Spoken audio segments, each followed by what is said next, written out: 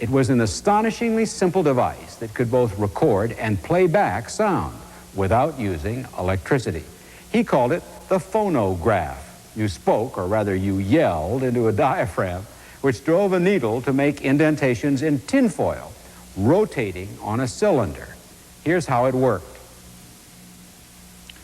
Mary had a little lamb. Its fleece by the snow, and everywhere that Mary went, the lamb was sure to go. Those are the first words ever recorded and played back, as they were repeated by Edison in 1927 on the 50th anniversary of his invention of the phonograph. Edison called it his favorite invention and said it came into being by mistake.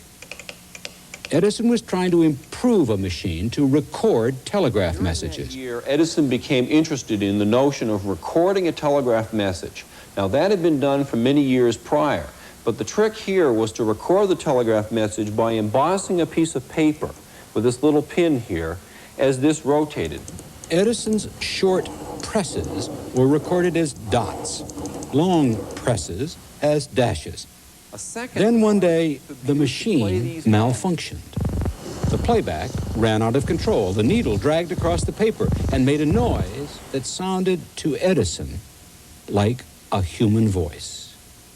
He responded by using the thin vibrating diaphragm or membrane of a telephone to activate a needle which could leave an impression in such a soft material as tinfoil. Edison's primary intention for the phonograph was that it be a device to record voices. So he set out to record famous people for posterity. The Railroad Question by William Jennings Bryan, Edison Records. But the novelty of the phonograph soon wore off.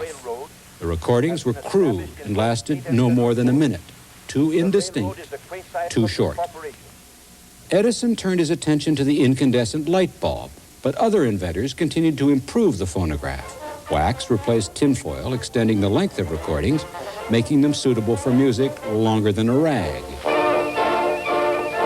By the turn of the century, the productions of the phonograph were clearer and longer. Edison went back in the phonograph business. His recording label offered popular tunes. Edison often chose the artists himself. Edna White was one of his favorites. The technique then was that we had to make 3 records. They didn't duplicate it like they can today. And when we played things, we played them by a horn, a great big horn that came out. Edison said his goal was to make the phonograph the greatest musical instrument in the world. Edison's phonograph company failed in 1929, shortly after the stock market crash.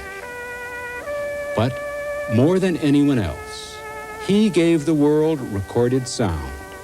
He loved the phonograph, and he lived long enough for recorded music to become commonplace.